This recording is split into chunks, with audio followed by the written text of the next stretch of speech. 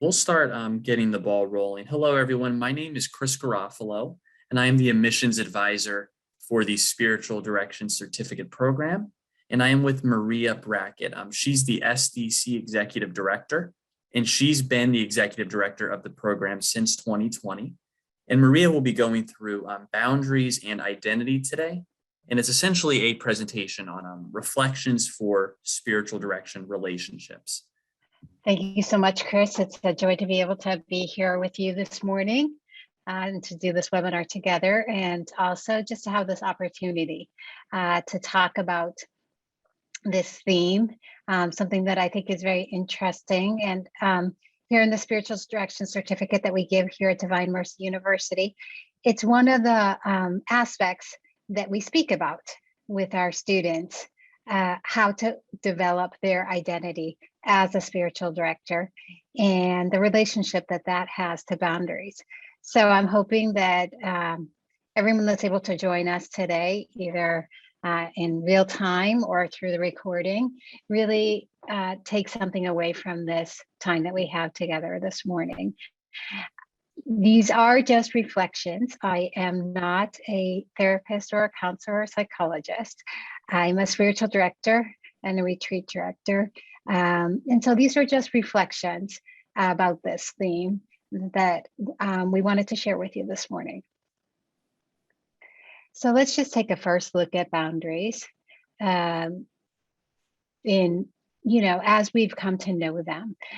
Really, especially today in the North American world or the American culture, boundaries has become a word and a concept that's been used very much in relationship to safe environments. And at first look, we might see boundaries, whether even just talking about, someone's property as being something that's limiting or negative, or trying, a line that you shouldn't cross. And this is really kind of how we speak about boundaries nowadays. And so that might be that, when you hear the word boundaries, that might be what comes to mind for you.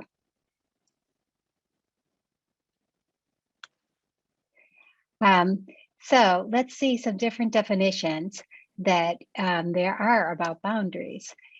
Just looking in internet and finding some of these typical dictionary definitions, something that indicates or fixes a limit or an extent, a dividing line, something that indicates a border or limit. And probably many of you are very familiar with this book written by Cloud and Townsend. It's just a great book. I enjoyed reading it myself. It's got some great information about boundaries in personal relationships. And you see there that pencil drawing, that line, boundaries, the line you shouldn't be crossing, as really kind of another way that we understand boundaries in our lives, and especially when we come to personal relationships. This is just an image just to kind of show you the beauty of boundaries, which is kind of the aspect that we're going to talk about today in our presentation. The beauty of boundaries, and as each plant or each flower here in this garden being what it is, taking up the space that it is for it to take up, and how this creates this beautiful image, this beautiful scene of a garden where you see the difference in colors and shapes and textures, how it just creates this beauty. And this is what we want to talk about when we talk about boundaries in kind of, I would say, a positive sense. This is another way that we could speak about it. Be who God meant you to be, and you will set the world on fire. This is what St. Catherine of Siena says. And this is kind of how I would like to speak about boundaries this morning. This being who you were created to be, as the way to contribute and to give. When we speak about boundaries and personal relationships, which is really when we talk about the spiritual direction relationship, this is what we're talking about, boundaries in personal relationships. This is a little bit more about that. Although I do want you to see this all this morning from this perspective of not boundaries as a limiting, but boundaries as a defining, as marking the place, or the place that belongs to a person, or the place that belongs to a mission or a ministry, as identity, as we said in the beginning title, right? Boundaries as a healthy way to define or describe my identity. So this is taken from a book about healthy boundaries, and it just talks about something that might be familiar to us, but kind of the different way that boundaries can work in relationships, or just how healthy relationships work. So you see in that figure 1, as if these two people were two circles that connect in a certain place and have an interdependence, right? But you see that each circle is very easily identifiable, that they're independent circles. They're close enough to be connected and to have an impact on each other's lives. But they are each well-formed circles, right? And then in figure 2, this is also often called in relationships enmeshed or collapsed boundaries, where this is where you have two people that really bring together so much their identity that they kind of lose themselves. And you see that there's one circle there that you can see the whole figure of. The other circle is kind of lost, right? In that first circle, and really wouldn't be able, it almost looks like it wouldn't be able to kind of exist by itself, right? And this is really an unhealthy boundary relationship, relationship where the two people become enmeshed. And then another way of relationships is when really these two people do not even touch at all. And it's kind of very rigid. You can see that distance between the two circles, just showing you that there's not any connection or very little connection. And the real sense of each circle is very clear, but the capacity for them to be relating is not shown at all. And this shows you kind of like the distance that could be around those relationships. So really what we're looking for, as you can imagine, in a spiritual direction relationship is healthy boundaries, is that first figure where there is a connection, there is an impact on each other's life, and there are healthy boundaries there. Each person is relating to the other as they are and who they are. And they've already become, to a certain extent, or they've developed their own identity in a very healthy way, a mature way, so that allows them to be able to interact with another person. And that is so important in a healthy spiritual direction relationship. So let's continue talking about these boundaries. As we said in the beginning, sometimes the way that boundaries are spoken about in today's world can be kind of negative, like, oh, don't cross that boundary, be aware of this boundary, right? And it can feel very hindering, as if you always have to be aware of those boundaries, and you're kind of paying more attention to the boundaries than you are to actually being present to the other person and being who you are and acting from who you are, right? And so let's just talk a little bit about boundaries as something positive, right? Because we do have experience in our lives of boundaries that really do help us.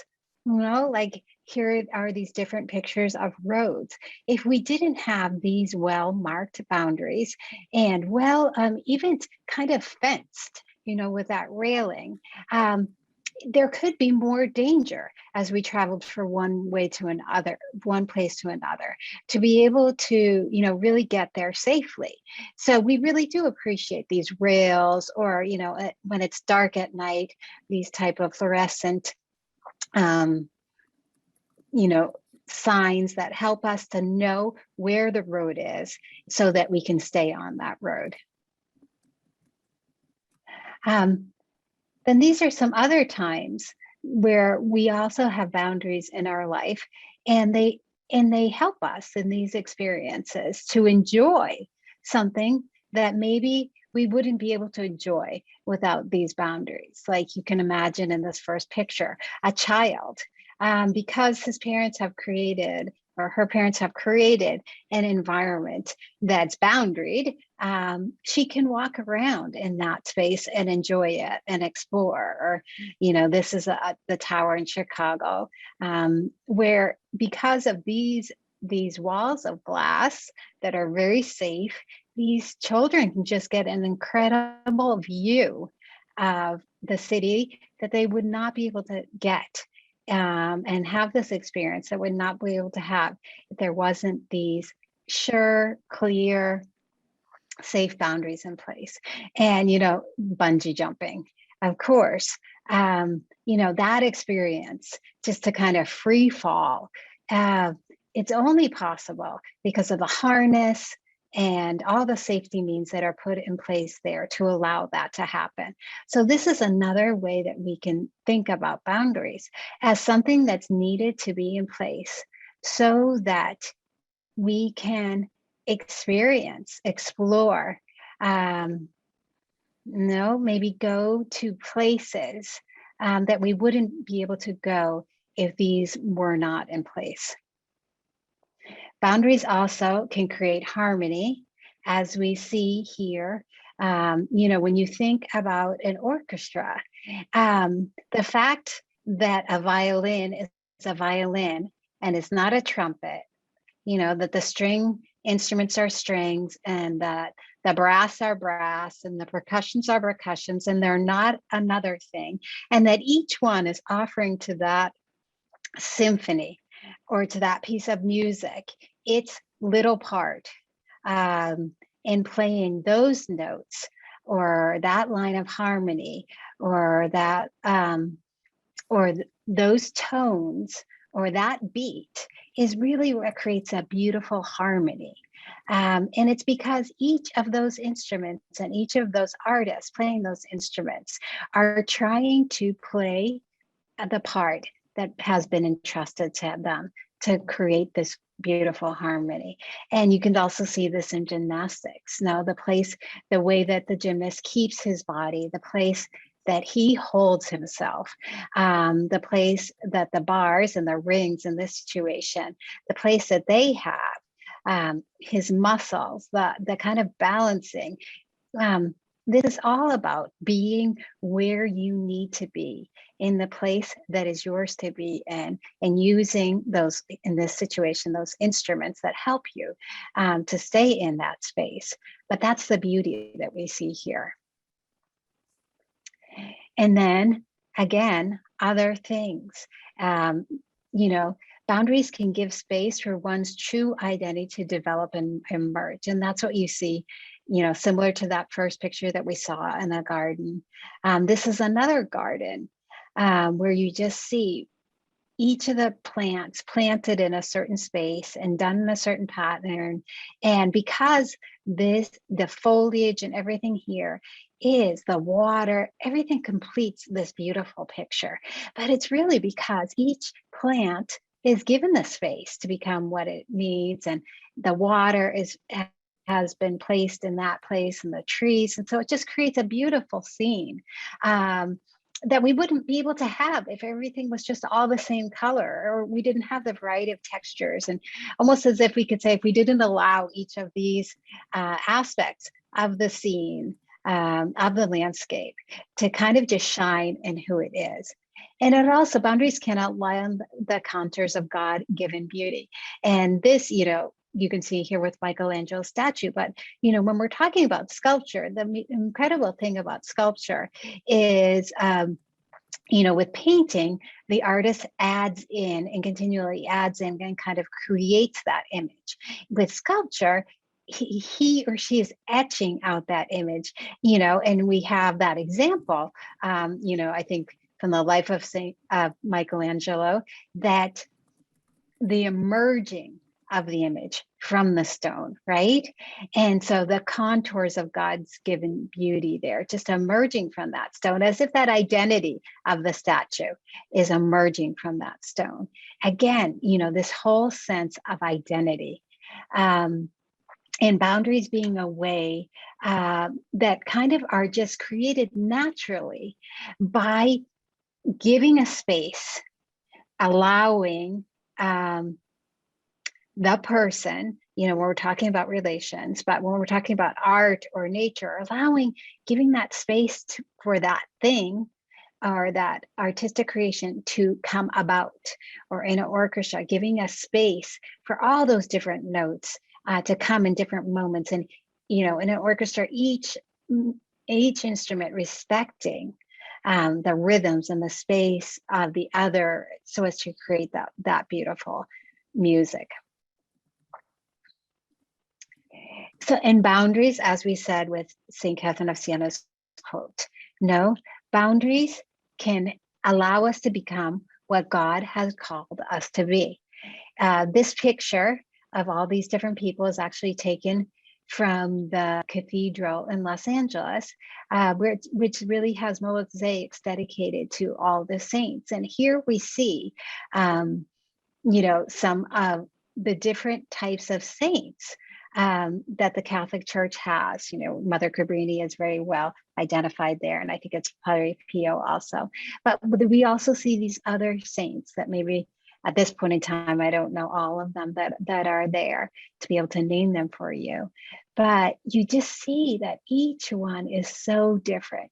But that's what they gave the church. They gave who they are, who they were called to be. And they just developed that and stood in that space and became that person. And that's the gift that they became to the church.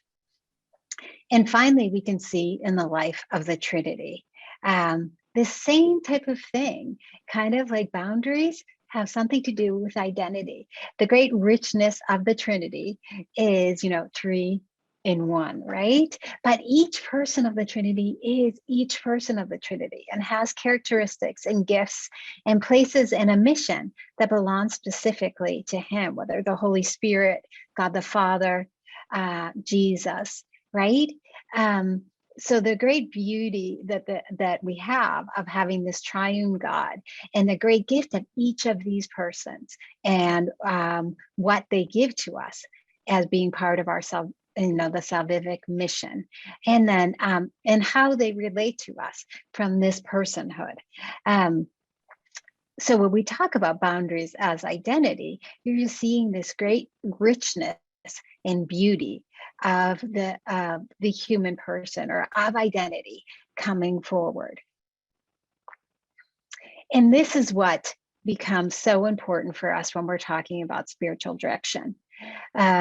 This ability for the spiritual director to be who he or she is created to be, that responsibility as a spiritual director to develop themselves as a mature human person, mature in their natural human development of their human nature, right? And that human biological development and all the elements of that humanity, and also to develop themselves in their identity, in this specific role of ministry as a spiritual director.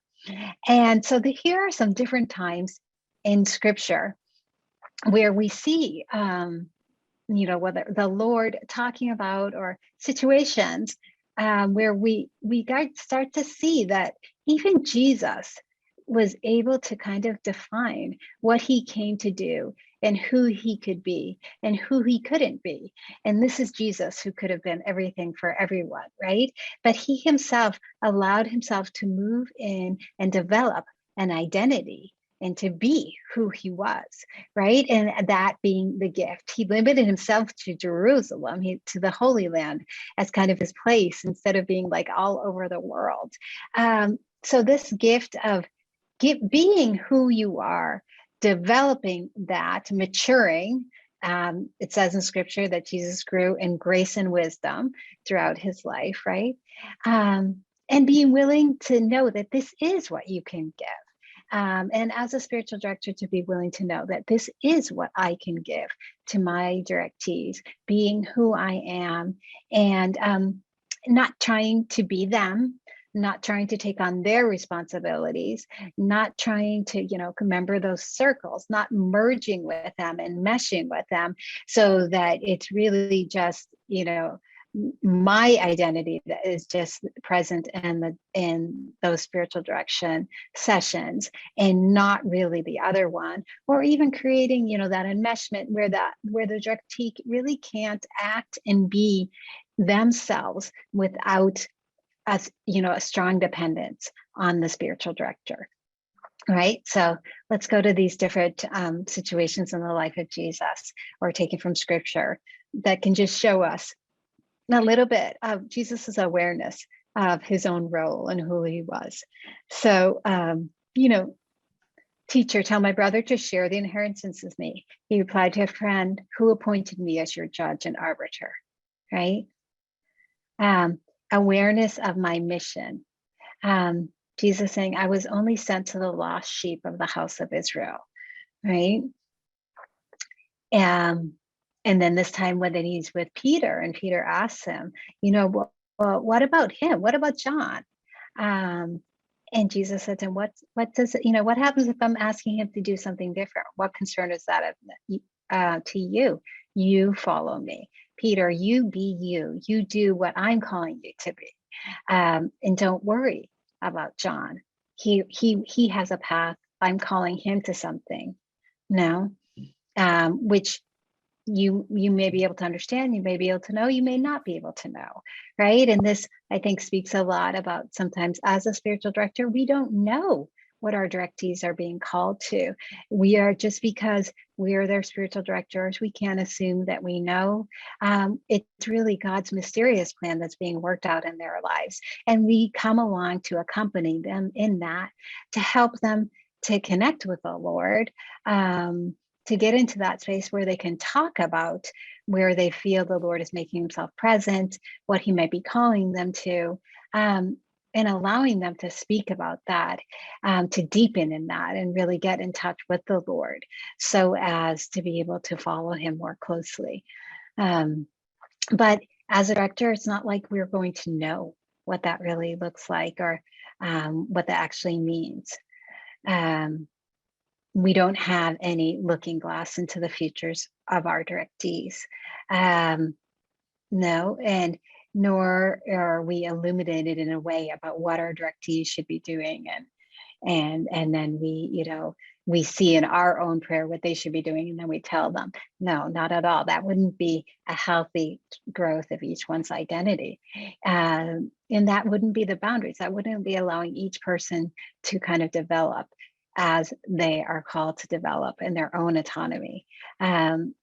So we're not these people that get illuminated by the Lord and then share with our directee what the Lord is illuminating about to us about them. We're really people that are walking alongside of them. And what is important is that our directee is able to have that contact with the Lord and to encounter the Lord in their interior and hear from him what he's asking, where he's drawing them. And us just trying to help, giving them that space to articulate that, to deepen in that, to come to a certain clarity about that. And then this focus on why I'm here. Jesus in this moment have been very troubled. No, because this is the time when he's getting towards his death. Save me from this hour, right? But this is the reason that I came. So glorify your name in this hour, right? So focusing on why I am a spiritual director. What am I doing here? The place that I have for this person. There can be times when we're accompanying people when it gets difficult. It can get painful, can get burdensome. But to be able to, instead of focusing on that, to focus on, well, Lord, what are you calling me to do in this relationship? What are you, how are you asking me to be? What does it mean for me to be a spiritual director? Well, it's always going to be to be there, to be there, to be who you are and to be there. And that would be the way that would glorify the Father. So you can see in these different moments in the life of Jesus, really the sense of like, kind of saying, I know that I've been sent to do some things, not all things. I have not been sent to be everything for every person in every moment. I have been sent to accompany, to help, to support, especially to glorify the Father through this relationship, by really being who I'm called to be, right, in this relationship.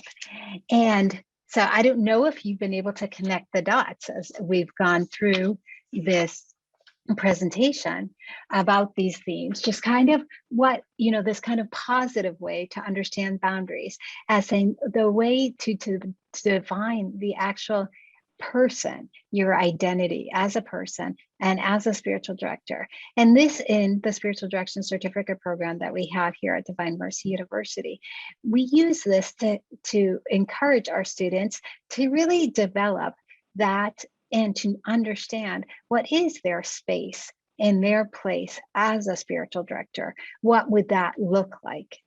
And how to continually enrich that space, kind of give it more color, deeper notes, make it richer at that growth in your own identity as a person and in this mission that the Lord has called you.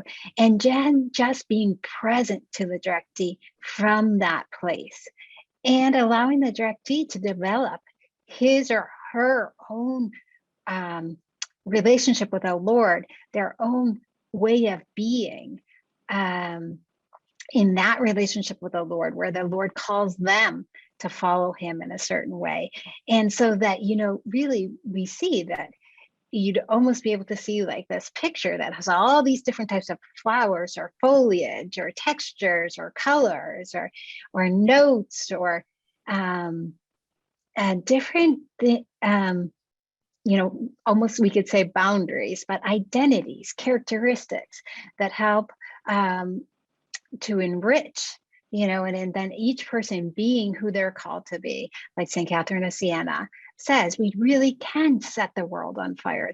That ability or that capacity to stand in the place that belongs to you, the God-given space given to you when he created you, and just develop yourself in that space and then be a gift of self to others from that space, creating healthy relationships where you don't distance yourself from a person and kind of coldly support or walk with them, but where also you don't enmesh yourself, where the person becomes codependent upon you and they can't really exist, or they feel like they can't really live without coming to you and asking you all these questions and always leaning on you in a significant way that allows them to feel as if they they don't have their own autonomy.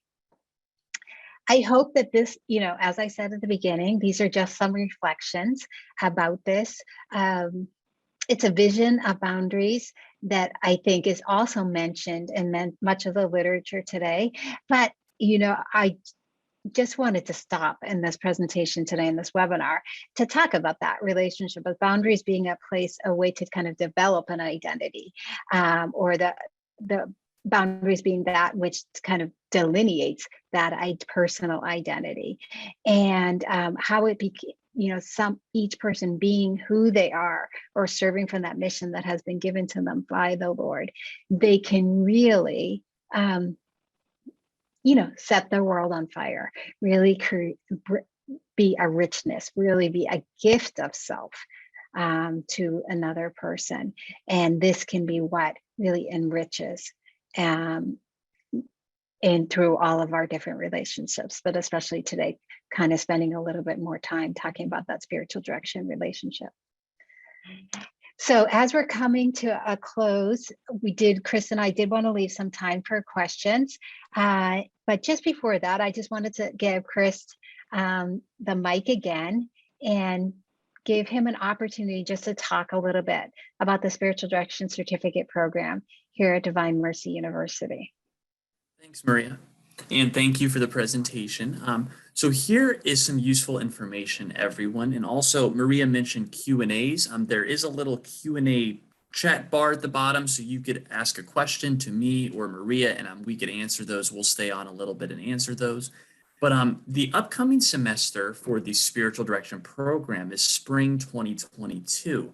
So after watching this, if you have kind of discerned in the last couple of days, the last couple of weeks, and after watching this, that this is your mission to pursue this certificate, you can most definitely apply to our program. We have a new website as well. So if you see the For Information tab, that is our new URL. The certificate program is now fully integrated into the university. We have a new website, and that is the new URL. You'll click that URL, and then from there, there's a left side with an application link.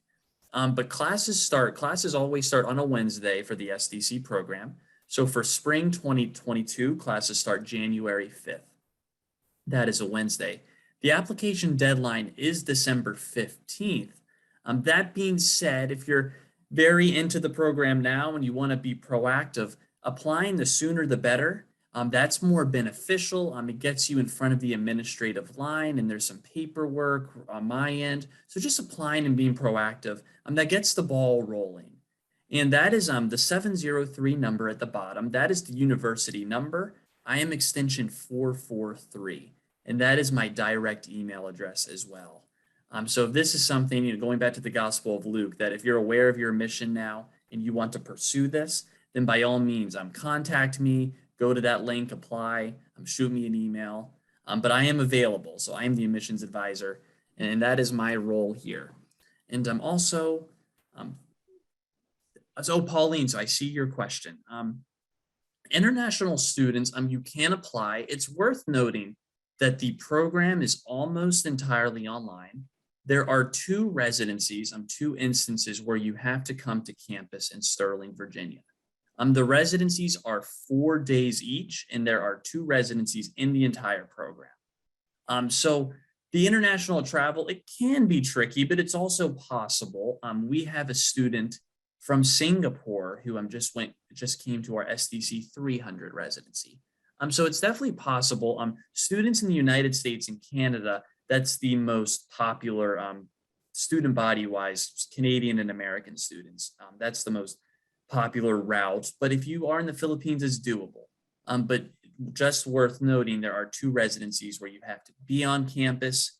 Our Master of Science in Psychology, the MSP, that is entirely online. So if you were in the Philippines and were interested in a master's degree, it's also worth noting that the MSP is entirely online. We are almost entirely online. But Pauline, that is a good question.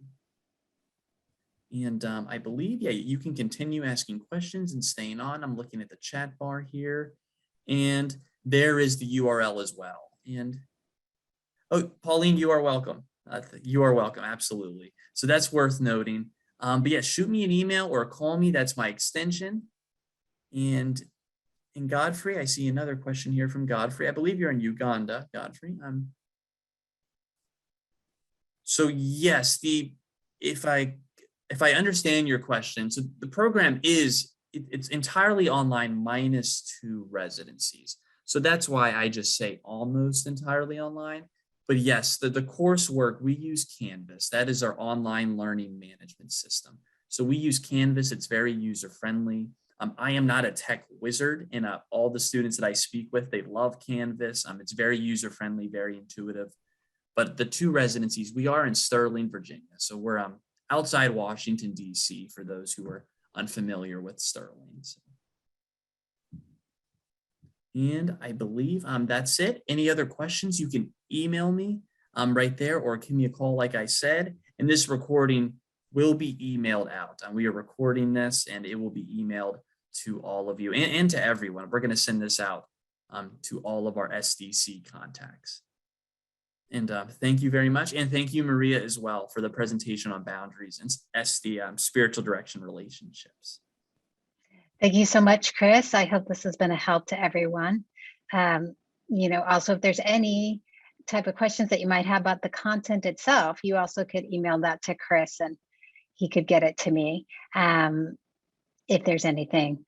No, but I think it's, as I said at the beginning, these are reflections and a certain matured reflections to a certain extent, but I think there's even more implications that can be drawn about this relationship between boundaries as a way to kind of highlight or make stand out our own personal identity, especially in personal relationships.